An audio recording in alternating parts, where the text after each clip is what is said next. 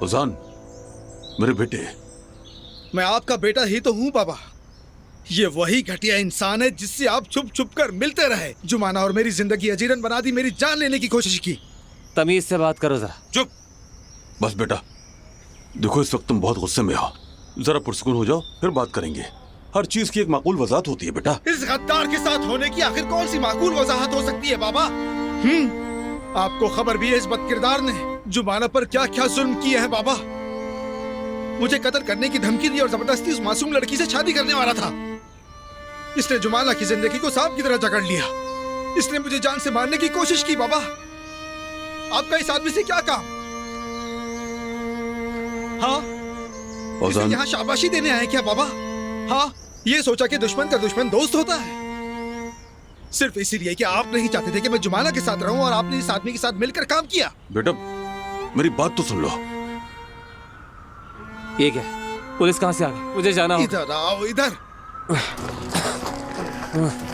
छोड़ो मुझे।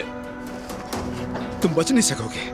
तुमने सोचा जो कुछ किया उसके बाद बच के निकल जाओगे? हाँ? आप खड़े क्या कर रहे हैं? इसे कहिए कि मुझे जाने दे, वरना आप बहुत पछताएंगे। अंदर जाके पुलिस को सब तफसील से बताना, ठीक है?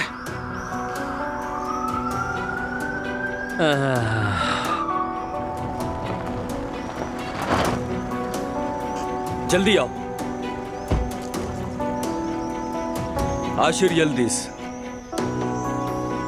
तुम्हें धोखाधड़ी और लड़की को धमकाने और एक लड़के को कत्ल करने के जुर्म में गिरफ्तार किया जाता है। आपके ताउन का बहुत बहुत शुक्रिया।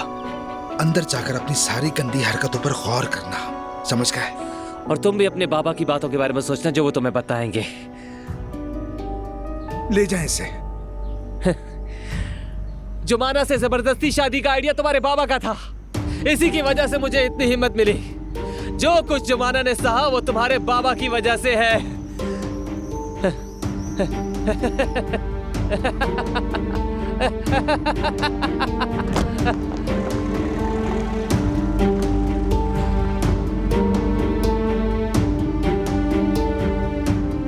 बेटा